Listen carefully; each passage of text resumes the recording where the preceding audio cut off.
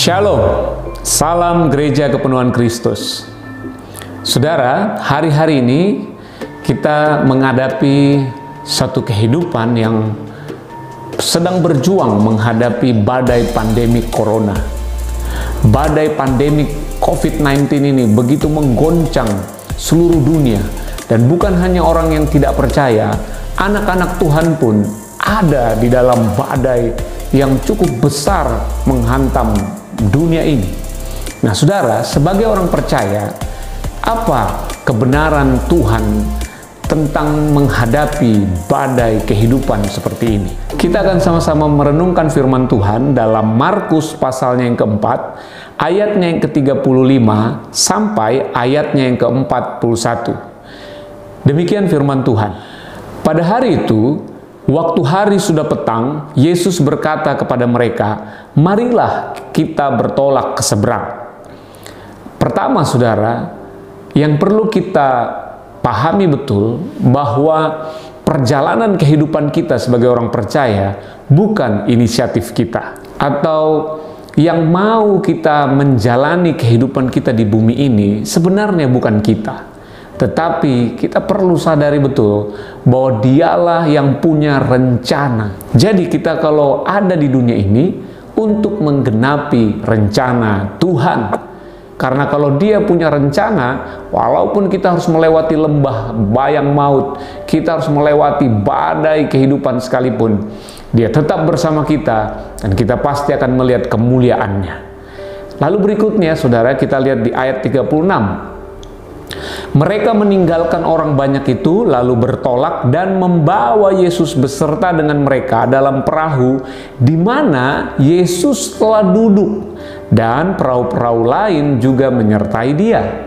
Nah, saudara, ada yang menarik di sini, saudara. Dikatakan bahwa Yesus duduk.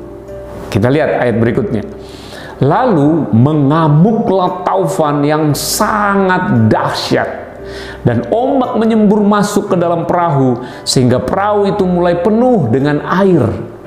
Nah, saudara, di sini kita bisa melihat bahwa tiba-tiba dalam perjalanan yang diinisiasi, yang memang Tuhan sendiri yang mau, Tuhan yang ngajak, ini perjalanan planningnya Tuhan, nyebrangi Danau Galilea. Namun dalam planning Tuhan ini, dalam rencana Tuhan, tiba-tiba ada masalah. Tiba-tiba ada taufan yang sangat dahsyat. Ombak sampai masuk ke dalam perahu. Ini musibah. Ini benar-benar sesuatu yang tidak diinginkan oleh murid-murid. Ada yang mengajarkan, saudara, bahwa kalau kamu percaya Yesus maka semua aman, lancar, dan damai. Saudara, itu nggak benar, saudara. Kalau kita udah percaya Yesus, kita juga memang akan siap menghadapi badai dalam perjalanan iman kita. Jadi kalau saudara nggak mau masalah, ya memang harus masuk kamar 2x1. Artinya hanya orang mati yang sudah tidak ada masalah. Selama masih ada nafas di hidung saudara, kehidupan saudara, maka percayalah, nggak usah buat masalah. Masalah pasti datang. Karena kita ada di dunia ini memang penuh masalah. Hanya nanti di Firdaus, di surga, tidak ada masalah lagi. Ini dunia yang sudah jatuh dalam dosa, fallen earth. Jadi memang masalah udah di mana-mana. Tapi kabar baiknya, ketika kita percaya Yesus, maka Yesus pasti selalu menyertai kita melewati badai sekalipun. Lalu kemudian di ayat yang ke-38 dikatakan, pada waktu itu Yesus sedang tidur di buritan di sebuah tilam. Saudara ingat tadi dikatakan bahwa Yesus pada awalnya duduk. Tapi ketika badai mulai datang, Yesus malah tidur. Ada apa ini? Apakah kebetulan atau memang Yesus sudah memang begitu lelah melayani sebelumnya jadi dia harus tidur? No. Artinya apa, saudara? Ketika badai, masalah terjadi dalam hidup kita, sebenarnya kita hanya butuh rest.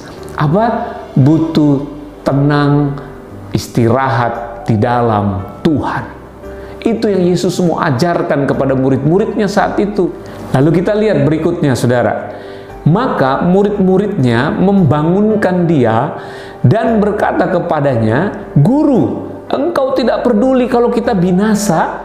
Ketika masalah terjadi, badai itu datang, respon murid-murid adalah dia membangunkan Yesus dan berkata, "Guru tidak peduli." Saudara, bukan cuma menuduh Tuhan tidak peduli, tapi kemudian dikatakan, "Kami ini mau mati." Wow! Dari mana murid-murid ini membuat kesimpulan bahwa Tuhan Yesus sudah tidak peduli mereka dan mereka akan mati? Berita dari mana ini? Informasi dari mana bahwa mereka akan mati? Mereka tidak mungkin bisa menggenapi rencana Tuhan menyeberang ke seberang Danau Galilea. Ternyata masalah atau badai kehidupan bisa ngomong kepada kita. Loh, kok bisa ngomong gimana, Pak? Iya, karena saudara, waktu murid-murid mulai melihat badai itu mulai ngomong. Seperti apa badai ngomong?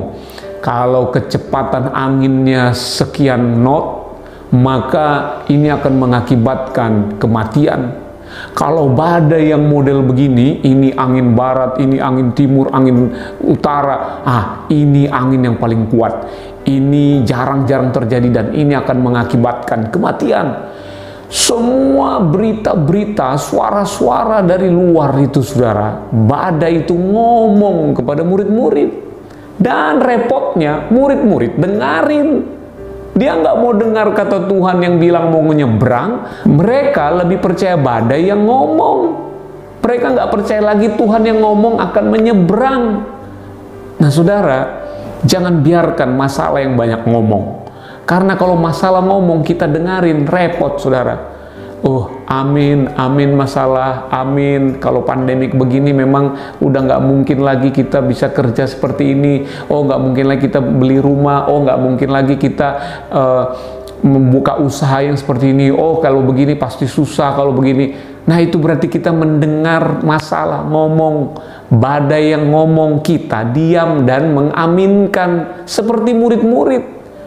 Dan yang paling parah tadi adalah murid-murid mulai menuduh Tuhan tidak peduli lagi. Saudara, kalau pandemik ini terus ngomong kepada kita pun lama-lama mulai melihat ke atas dan berkata, Tuhan sayang saya apa enggak ya? Wow, kita meragukan kasih Tuhan. Padahal firman Tuhan berkata, Dia telah menunjukkan kasih-Nya kepada kita ketika kita masih berdosa. Dia telah mati bagi kita. Nyawanya yang paling mahal di surga adalah nyawa Tuhan sudah diberikan bagi kita. Terlalu kecil soal keuangan kita, terlalu kecil soal hubungan kita, terlalu kecil soal kebutuhan kita di dunia ini.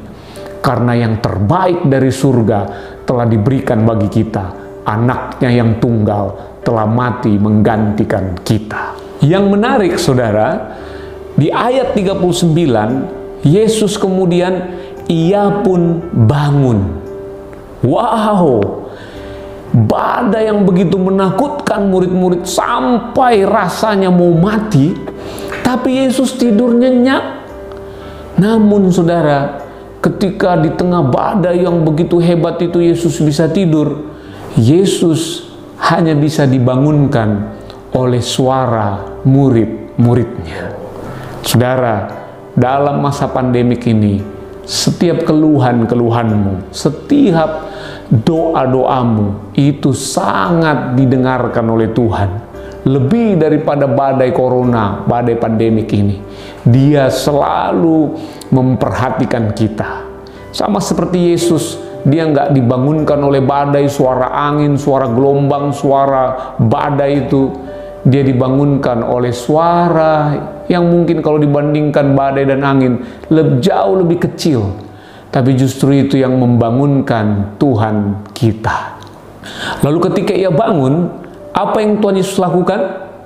Kalau mungkin saya marah-marahin dulu murid-murid saya. Kok berani-beraninya kamu bangunkan saya? Kok bisa-bisanya kamu nggak percaya? Ini perjalanan milik saya. Masa kamu bilang badai menghentikan perjalanan ini? Masa kamu bilang ini bisa membunuh kamu? Berarti dia lebih hebat daripada saya. Wah, saya pasti akan maki-maki, saya pasti briefing keras. Ini pelajaran keras buat kalian, murid-murid yang gak tahu diri, gak sopan ini. Pasti saya akan ngamuk, saudara. Tapi saudara, Tuhan yang kita sembah nggak seperti itu. Dia tidak marah kepada murid-muridnya. Yang pertama Yesus lakukan, menjawab kebutuhan murid-muridnya. Ia bangun lalu menghardik angin itu. Diam, tenanglah. Lalu angin itu reda dan danau itu menjadi teduh sekali. Kalau murid-murid, mereka mau dengar masalah ngomong. Yesus begitu bangun, nggak sempat dia mau dengar badai ngomong. Dia langsung yang duluan ngomong, menghardik badai itu, diam, tenanglah. Berarti saudara, badai juga punya telinga. Tadi dia juga punya mulut ngomong kepada kita, badai pun ternyata punya telinga mau dengerin kita. Wow, jadi saudara, ketika engkau ada dalam badai pandemik ini, mulailah perkatakan firman Tuhan kepada badai itu. Mulailah ingatkan dirimu tentang janji-janji Tuhan, pemeliharaan Tuhan, cinta Tuhan kepada dirimu. Dengar kabar baik, dengar Injil, dengar firman Tuhan. Jangan kebanyakan dengar berita, baca koran. Tiap hari, tiap menit update corona terus, update COVID-19 terus. Berapa yang sembuh, berapa yang mati, berapa yang ODP, berapa yang EPD, apalah PD-PD, semuanya itu. Itu akhirnya membuat kita makin terintimidasi karena kita mau dengar badai ngomong. Yesus nggak seperti itu. Yesus dia malah ngomong kepada badai itu sehingga badai itu pun dikalahkan. Kemudian ayat yang ke-40, lalu Yesus berkata kepada mereka. Nah, setelah kebutuhannya dijawab, setelah seruan doanya dijawab, barulah Tuhan mulai mendidik mereka. Ayat yang ke-40, lalu ia berkata kepada mereka, mengapa kamu begitu takut? Mengapa kamu tidak percaya? Saudara, pertanyaannya pun manusiawi sekali. Di sini nggak ada penghakiman, nggak ada lagi di sini penuduh, pendakwa. Enggak, ini bahasa yang begitu luar biasa mengasihi murid-muridnya. Kenapa takut?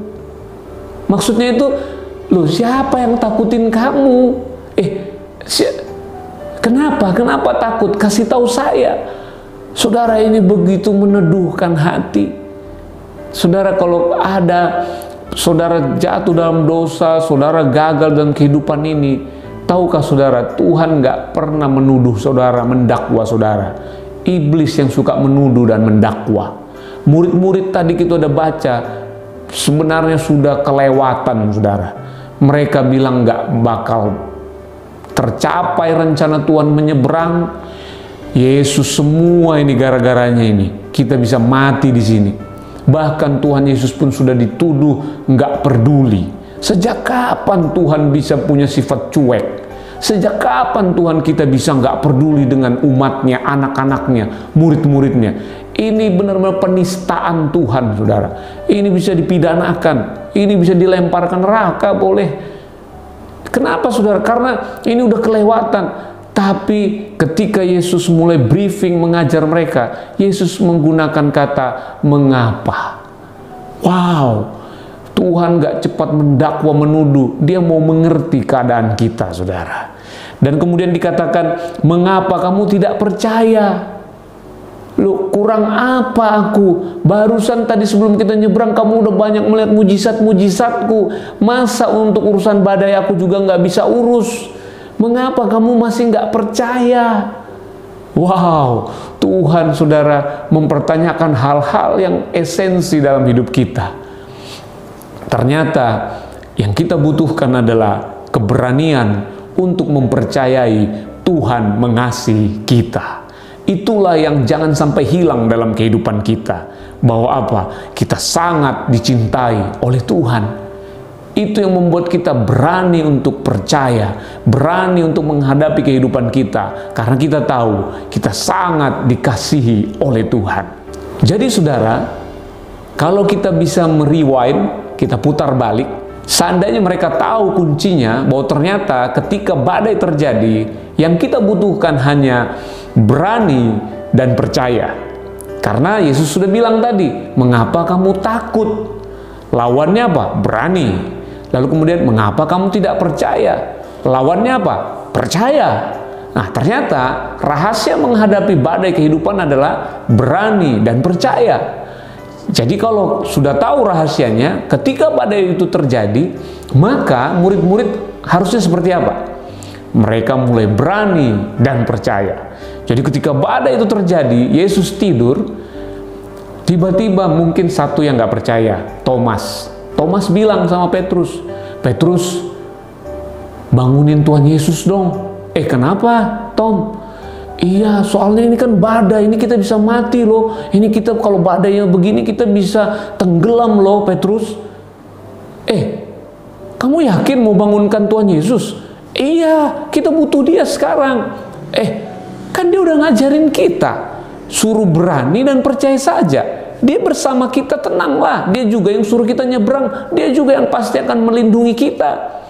Dia bersama kita. Kalau dia tidur berarti aman. Kalau dia bangun nanti berarti ya dia akan lakukan sesuatu. Tapi kalau dia tidur ya sudah, jangan diganggu. Kita aman, percaya saja sama Tuhan kita. Kalau kamu mau dimarahin ya kamu banguninlah. Aku nggak mau. Karena kalau dia bangun nanti pasti dia ngomong, Petrus, kenapa nggak percaya? Loh, kamu kok takut? Kan berani aja. Kalau kamu ditanya gimana mau jawab? Thomas, lebih nggak usah ya. Atau kalau kamu mau bangunin silahkanlah. Nah, kan begitu saudara. Kalau sudah tahu rahasianya adalah berani dan percaya, maka mereka pasti nggak bangunkan Tuhan Yesus. Jadi waktu mereka menghadapi badai, mereka justru mungkin sambil buang air yang masuk, mereka sambil nyanyi. Terima sukacita surga, itulah kekuatan bagi jiwa. Ku dapat saksikan kuasanya, taklukkan badai yang bergelora. Terima sukacita. Mereka malah bersukacita di tengah badai. Jadi mungkin kan tadi banyak perahu-perahu. Nah, perahu lain yang sudah teriak, oh tolong, mati kita, oh tolong, kepanikan. Tapi mereka sayup-sayup mungkin mulai mendengar perahu khusus Tuhan Yesus dan murid-muridnya, loh malah ada suara musik lagi KKR. Mereka lagi sukacita. Jadi mereka malah apa? Dianggap gila. Ini kita lagi menghadapi maut, badai, mereka nyanyi-nyanyi sukacita. Saudara, kalau saudara mengerti kebenaran firman Tuhan, di tengah badai pandemik ini, justru saudara makin bersukacita. Saudara akan melihat mujizat Tuhan. Saudara akan melihat Tuhan pelihara hidup saudara, nggak seperti biasanya, extraordinary. Tuhan akan menunjukkan kemuliaannya lewat hidup saudara. Itu sebabnya saudara bersukacita. Kenapa? Karena Allah di pihak kita. Siapa lawan kita? Dalam kondisi seperti ini, rahasianya hanya apa? Berani dan percaya saja. Apapun yang harus kita lewati di tahun 2020 ini, di sisa tahun ini, percayalah Tuhan selalu bersama dengan kita. Badai ini pasti berlalu. Walaupun belum berlalu, kita tahu kita bersama dengan Tuhan, berjalan bersama dengan Tuhan. Karena itu kita tidak takut. Ayat yang terakhir dikatakan mereka menjadi sangat takut dan berkata seorang kepada yang lain, siapa gerangan orang ini? Sehingga angin dan danau pun taat kepadanya. Mereka tidak mengenal siapa yang bersama dengan mereka. Mereka berkata, siapa gerangan orang ini? Nah saudara, sebenarnya inilah akar permasalahan yang utama murid-murid pada waktu itu. Inilah penyebab mereka tidak bisa berani dan tidak bisa percaya. Di tengah badai itu justru mereka berkata Tuhan cuek, justru mereka berkata mereka akan mati dan tidak akan pernah sampai menggenapi rencana Tuhan untuk menyeberang. Murid-murid mungkin wajar mereka takut dan tidak berani dan tidak percaya, karena memang Roh Kudus belum ada di hati mereka, karena memang pada waktu itu mereka belum lahir baru. Mereka wajar saja bersikap seperti itu. Karena itu Bapak Ibu Saudara, bagian kita ternyata setiap hari adalah teruslah mengenal siapa Yesus Kristus dalam hidup kita. Mungkin kita jadi orang percaya selama ini nggak mengenal bahwa Kristus, Sang Penakluk badai itu, sudah tinggal di hati kita. Allah, pencipta jagat raya ini, sudah tinggal di hati kita karena kita disebut bait Allah. Karena itu Bapak Ibu Saudara, teruslah mengenal Dia, teruslah bertumbuh dalam pengenalan akan Kristus, karena dari sanalah kehidupan kita terpancar. Semakin kita mengenal Dia, kemuliaan yang kita lihat terpancar dari hidup kita. Semakin kita mengenal Dia, maka kita pun akan semakin mengenal siapa kita selama kita ada di dunia ini. Karena sebagaimana Dia ada di dunia ini, demikianlah kita. Karena Kristus adalah hidup kita. Hidupku bukan aku lagi, tapi Kristus yang hidup di dalam aku. Haleluya. Ingat kata kuncinya, berani saja, percaya saja. Karena Allah sangat mengasihi kita. Salam Gereja Kepenuhan Kristus. Tuhan Yesus memberkati.